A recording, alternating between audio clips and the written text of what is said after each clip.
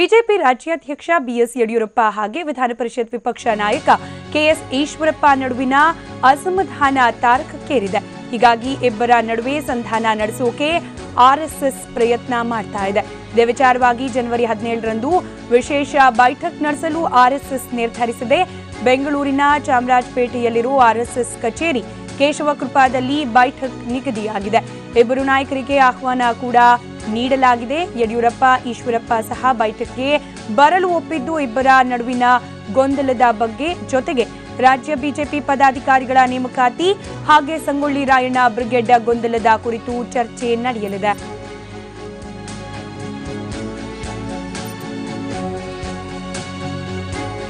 Rayanna brigade ವಿಚಾರಕ್ಕೆ ಸಂಬಂಧಪಟ್ಟಂತೆ ಸಾಕಷ್ಟು ಪರ ವಿರೋಧದ ಮಾತುಗಳು ಯಡಿಯೂರಪ್ಪ ಹಾಗೆ ಈಶ್ವರಪ್ಪ ಅವರ ಕಡೆಯಿಂದ ವ್ಯಕ್ತವಾಗ್ತಾ ಇತ್ತು. ಹಾಗೆ ಪಕ್ಷದಲ್ಲಿ ದೊಡ್ಡ ಬಿರುಕಿಗೆ ಕೂಡ ಈ ಬೆಳವಣಿಗೆ ಕಾರಣವಾಗ್ತಾ ಇದೆ. ಹೀಗೆ ಮುಂದುವರೆದೇ ಮುಂಬರುವ ಚುನಾವಣೆಯಲ್ಲಿ ಬಿಜೆಪಿಗೆ ಸಂಕಷ್ಟ ಎದುರಾಗುತ್ತೆ ಅನ್ನೋ ಎಲ್ಲ ಚರ್ಚೆಯ ನಡುವೆ ಇದೀಗ ಡ್ಯಾಮೇಜ್ ಕಂಟ್ರೋಲ್ಗೆ ಆರ್ಎಸ್ಎಸ್ ಪ್ರಯತ್ನಕ್ಕೆ ಕೈ ಹಾಕಿದೆ ಅನ್ನೋ ಮಾಹಿತಿ ಸಿಗ್ತಾ ಇದೆ.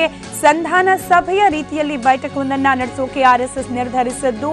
ಈ ಒಂದು ಬೈಠಕ್ಗೆ ಬಿಎಸ್ವೈ ಹಾಗೆ ಈಶ್ವರಪ್ಪ ಇಬ್ಬರನ್ನ ಕೂಡ ಆಹ್ವಾನಿಸಲಾಗಿದ್ದು ಇಬ್ಬರು ಕೂಡ ಬೈಠಕ್ನಲ್ಲಿ ಪಾಲ್ಗೊಳ್ಳೋಕೆ ಒಪ್ಪಿದ್ದಾರೆ ಅನ್ನೋ ಮಾಹಿತಿ ಕೂಡ ಲಭ್ಯ ಆಗ್ತಾ ಇದೆ. ಇನ್ನು ಸಂಗೊಳ್ಳಿ ರಾಯಣ್ಣ ಬ್ರಿಗೇಡ್ ಜೊತೆಗೆ ಪದಾಧಿಕಾರಿಗಳ ನೇಮಕಾತಿ ವಿಚಾರ ಹಾಗೆ ಮುಂದಿನ ಬೆಳವಣಿಗೆಗಳ ಬಗ್ಗೆ ಕೂಡ ಈ ಒಂದು ಚರ್ಚೆಯ ಸಂದರ್ಭದಲ್ಲಿ ಪ್ರಸ್ತಾಪ ಆಗಲಿದೆ ಅನ್ನೋ ಮಾಹಿತಿ ಕೂಡ ಸದ್ಯಕ್ಕೆ ಲಭ್ಯ ಆಗ್ತಾ ಇದೆ.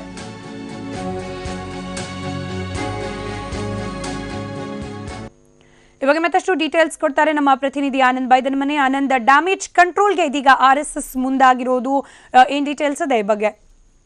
ಸ್ಮಿತಾ, ಬಿಜೆಪಿಯಲ್ಲಿ ಈಗ ಆರಂಭವಾಗಿರ್ತಕ್ಕಂಥ ಅಸಮಾಧಾನ ಮುಂದೆ ಬಹಳ ದೊಡ್ಡ ಮಟ್ಟದ ಪರಿಣಾಮಗಳಿಗೆ ಕಾರಣ ಆಗಬಹುದು ಅಂತ ಹೇಳಿ ಹಿನ್ನೆಲೆಯಲ್ಲಿ ಆರ್ಎಸ್ಎಸ್ ಈ ಸಮಸ್ಯೆಯನ್ನು ಬಗೆಹರಿಸಲಿಕ್ಕೆ ಮುಂದಾಗಿದೆ. ಹಾಗಾಗಿ ಎಲ್ಲ ನಾಯಕರನ್ನು ಕೂಡ ವಿಶ್ವಾಸ ತೆಗೆದುಕೊಂಡು ಉಂಟಾಗಿರ್ತಕ್ಕಂಥ ಸಮಸ್ಯೆಗೆ ಬ್ರೇಕ್ ಹಾಕುವ ನಿಟ್ಟಿನಲ್ಲಿ ಈಶ್ವರಪ್ಪ ಮತ್ತು ಯಡಿಯೂರಪ್ಪನವರ ಜೊತೆ ಒಂದು ಸಂಧಾನ ಮಾತುಕತೆಯನ್ನು ಮಾಡಲಿಕ್ಕೆ ಆರ್ಎಸ್ಎಸ್ ಮುಂದಾಗಿದೆ. ಹಾಗಾಗಿ ಜನವರಿ 17ರಂದು ಪ್ರತ್ಯೇಕವಾಗಿರ್ತಕ್ಕಂಥ ಒಂದು ವಿಶೇಷ ಬೈಠಕ್ ಅನ್ನು ಕೂಡ ಮಾಡಲಿಕ್ಕೆ ಆರ್ಎಸ್ಎಸ್ ನಾಯಕರು ನಿರ್ಧಾರವನ್ನು ಮಾಡಿದ್ದಾರೆ.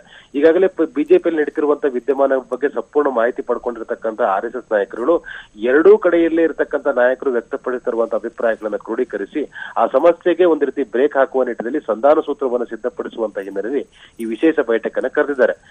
ಇದೇ 17ನೇ ತಾರೀಕು ಅಂದ್ರೆ ಮಂಗಳವಾರ ನಡೀತಕ್ಕಂಥ ಈ ಒಂದು ಬೈಠಕ್ನಲ್ಲಿ ಇಬ್ಬರು ನಾಯಕರು ಯಡಿಯೂರಪ್ಪ ಮತ್ತು ಈಶ್ವರಪ್ಪನವರು ಕೂಡ ಹಾಜರಾಗೋದಕ್ಕೆ ಅವರಿಗೆ ಸೂಚನೆ ಕೂಡ ಕೊಡಲಾಗಿದೆ ಮತ್ತು ಈ ಬೈಠಕ್ನಲ್ಲಿ ಭಾಗವಹಿಸಿರತಕ್ಕಂಥ ಮಾತನ್ನ ಇಬ್ಬರು ನಾಯಕರು ಕೂಡ ಸ್ಪಷ್ಟಪಡಿಸಿದ್ದಾರೆ. ಆ ಮೂಲಕ ಪಕ್ಷದಲ್ಲಿ ಉಂಟಾಗಿರ್ತಕ್ಕಂಥ ಗೊಂದಲಗಳಿಗೆ ಬ್ರೇಕ್ ಆಗ್ತಕ್ಕಂಥದ್ದು ಮತ್ತು ಉಂಟಾಗಿರುವಂತಹ ಸಮಸ್ಯೆಗಳಿಗೆ ಪರಿಹಾರ ಹುಡುಕುವಂತ ನಿಟ್ಟಿನಲ್ಲಿ ಆರ್ಎಸ್ಎಸ್ ನಾಯಕರು ಕೆಲವೊಂದಷ್ಟು ಸಲಹೆ ಸೂಚನೆಗಳನ್ನ ಇಬ್ಬರು ನಾಯಕರಿಗೆ ನೀಡಲಿಕ್ಕೆ ನಿರ್ಧಾರ ಮಾಡಿದ್ದಾರೆ. ಹಾಗಾಗಿ ಈ ವಿಶೇಷ ಬೈಠಕ್ ನಲ್ಲಿ ಇದುವರೆಗೆ ನಡೆದಿರ್ತಕ್ಕಂಥ ಎಲ್ಲಾ ವಿದ್ಯಮಾನಗಳ ಬಗ್ಗೆ ಕೂಡ ಸುದೀರ್ಘವಾಗಿರುವಂತಹ ಚರ್ಚೆಗಳು ಆಗತ್ತೆ.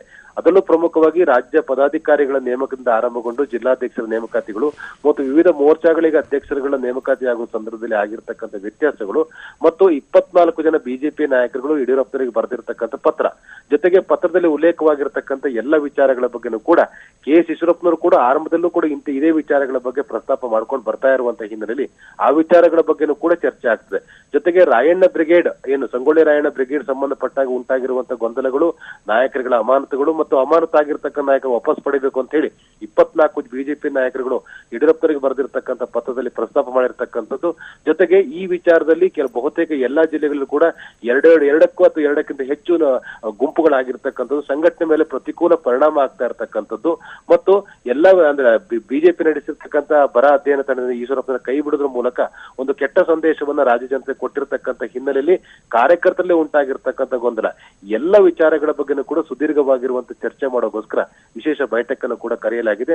ಆ ಬೈಠಕ್ ನಲ್ಲಿ ಎಲ್ಲವೂ ಕೂಡ ಸವಿಸ್ತಾರವಾಗಿ ಚರ್ಚೆ ಆದ ಬಳಿಕ ಇಬ್ಬರು ನಾಯಕರಿಗೆ ಸಮಸ್ಯೆನ ಬಗೆಹರಿಸಿಕೊಂಡು ಒಂದು ಸಾಮೂಹಿಕ ನಾಯಕತ್ವದಲ್ಲಿ ಒಂದು ಸಂಘಟನಾತ್ಮಕವಾಗಿ ಚಟುವಟಿಕೆಯನ್ನು ಮುಂದುವರಿಸಲಿಕ್ಕೆ ಪೂರಕವಾಗಿರುವಂತಹ ಸಲಹೆ ಸೂಚನೆಗಳನ್ನು ಕೊಡಲಿಕ್ಕೆ ಆರ್ಎಸ್ಎಸ್ ನಾಯಕರು ನಿರ್ಧಾರ ಮಾಡಿರುವ ಹಿನ್ನೆಲೆಯಲ್ಲಿ ಈ ಸಭೆ ನಿಗದಿಯಾಗಿದೆ. ಹಾಗಾಗಿ ಈ ಸಭೆಯಲ್ಲಿ ಒಂದು ಸಂಧಾನ ಸೂತ್ರಗಳು ಸಿದ್ಧ ಆಗತ್ತೆ ಅಂತಕ್ಕಂಥ ಮಾಹಿತಿಗಳು ಗೊತ್ತಾಗಿದೆ ಮತ್ತು ಈ ಸಭೆಗೆ ಭಾಗವಹಿಸಲಿಕ್ಕೆ ಈಶ್ವರಪ್ಪ ಮತ್ತು ಯಡಿಯೂರಪ್ಪ ಇಬ್ಬರು ಕೂಡ ಒಪ್ಪಿಕೊಂಡಿರ್ತಕ್ಕಂಥ ಹಿನ್ನೆಲೆಯಲ್ಲಿ ಈ ಸಭೆಯಲ್ಲಿ ಒಂದು ಸಂಧಾನ ಸೂತ್ರ ಮತ್ತು ಪಕ್ಷದಲ್ಲಿ ಈ ಉಂಟಾಗಿರ್ತಕ್ಕಂಥ ಬಿಕ್ಕಟ್ಟಿಗೆ ಪರಿಹಾರ ಹುಡುಕುವಂತ ನಿಟ್ಟಿನಲ್ಲಿ ಒಂದು ಸಂಧಾನ ಸೂತ್ರ ಸಿದ್ಧ ಆಗತ್ತೆ ಅಂತಕ್ಕಂಥ ಮಾಹಿತಿಗಳು ಗೊತ್ತಾಗಿದೆ.